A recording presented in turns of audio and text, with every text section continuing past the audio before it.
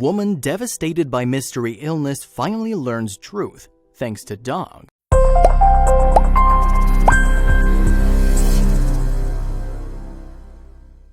The doctor said it was just a normal ailment, but her dog knew better and she needed help immediately. Her dog had snapped viciously at her belly and she knew something was very wrong, something inside her, something waiting to reveal itself. As the doctor casually looked her over, she shuddered as another wave of nausea gripped her and he didn't even notice. She was hiding behind a wall of pain, a dull ache that had become an insistent ball of agony. It was 2013 when she felt the first sign, bloating up her belly like a fat frog and causing a lot of discomfort during the move from California to Wisconsin. They just stopped for a quick snack before getting back to the task at hand. She waved it off as something they had had for lunch. It was very unusual, but like the most of us, she shrugged the warning signs away, thinking that next time she would order something better, maybe a salad or something light. She wouldn't be that lucky. It wasn't long before Stephanie conceded to herself that this may be more than a bout of indigestion, so in the fall of 2013, Stephanie finally set up an appointment with her local GP. She outlined all the symptoms she'd been experiencing over the past few months. Trouble eating, bloating, and now full-blown pain in her abdomen. She told the doctor that she was worried that this was more serious because it was only getting worse, not better. Pushed for time and having seen similar cases before, the doctor dismissed her worry with a quick diagnosis, even though he did no tests to confirm anything. Stephanie, not wanting to insult him, accepted his answer. She grasped the script he'd scribbled down on his pad in her hands as a wave of nausea hit her. Stephanie tried to remember what the doctor had said as she filled her prescription of painkillers at the pharmacy. He thought that she'd just had an ovarian cyst. It was painful, but they usually disappear on their own within a few months. But this pain felt different. She wanted to believe, but deep inside she knew that it was a lie.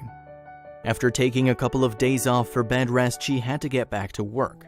The pain medication was helping with some of the symptoms, like the sharp shooting pain in her belly was more of a dull throb now, but even medicine couldn't hide the fact that the pills were masking something serious. It was only when Sierra, her Siberian Husky, did something strange that Stephanie knew she couldn't trust that doctor. Sierra had been adopted by Stephanie from her son when she was 9 months old. Jean-Pierre, her oldest son, had enlisted in the Air Force and was due to leave for duty overseas shortly.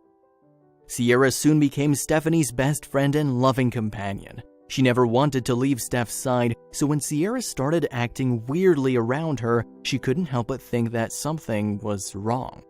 One day, just as Stephanie walked in the door, Sierra walked right up to her and did something she'd never done before.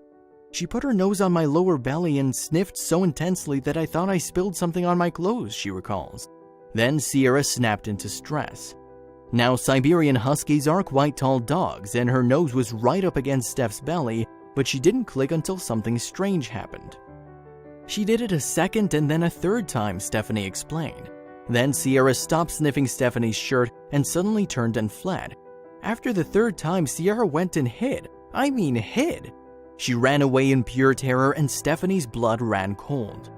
When she eventually found her, she was curled up in a tight ball deep inside her closet. Stephanie was shaken at Sierra's behavior. The sudden change was so unlike her. She was not known to become frightened easily, even taking thunderstorms that most other dogs would cower from in stride. It was clear that the dog had sensed something inside her owner that had deeply unnerved her, but Stephanie wasn't ready to listen yet.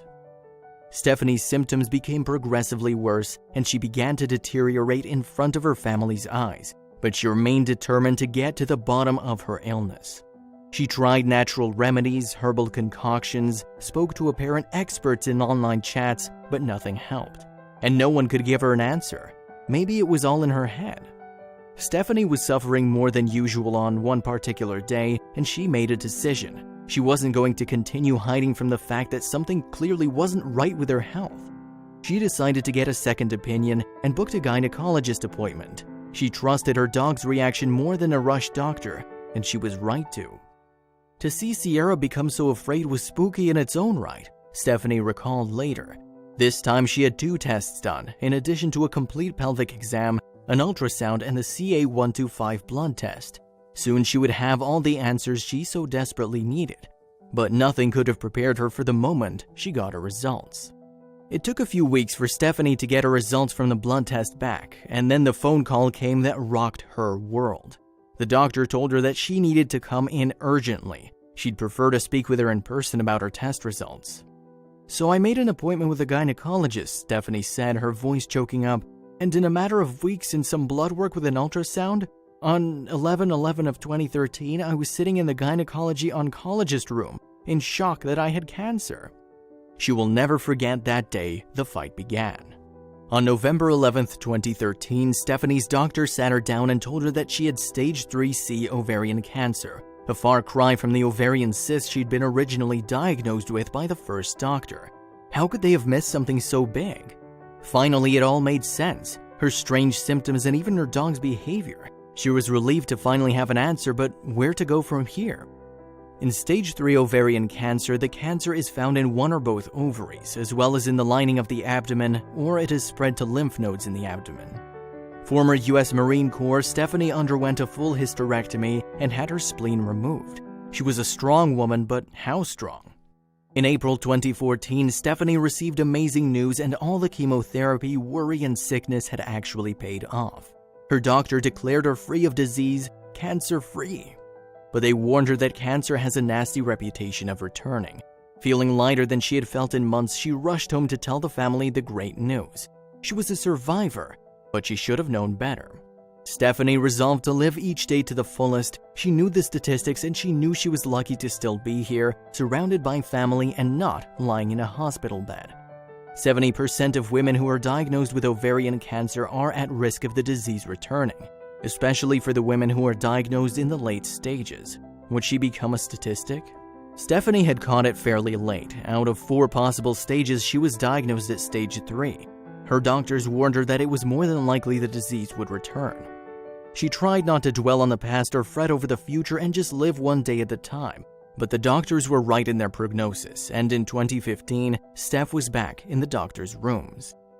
Steph didn't need to be told twice when Sierra did the exact same thing she'd done the last time. She sniffed Stephanie's belly and sped away to hide deep in the closet again. A sinking feeling filled her because she knew exactly what was wrong.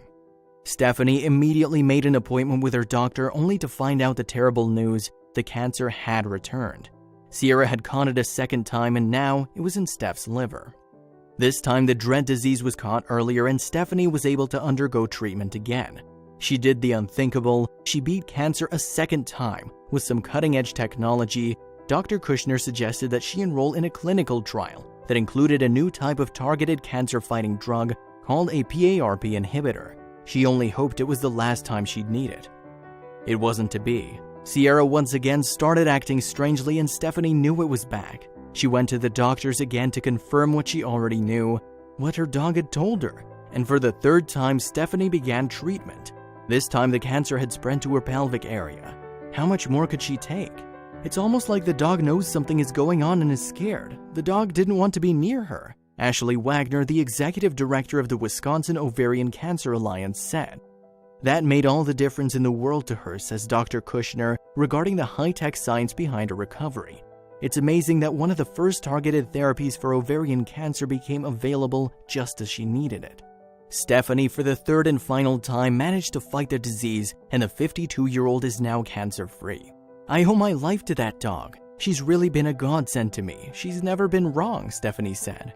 Her oncologist David Kushner has even said that some breeds of dogs have an incredible ability to accurately smell cancer.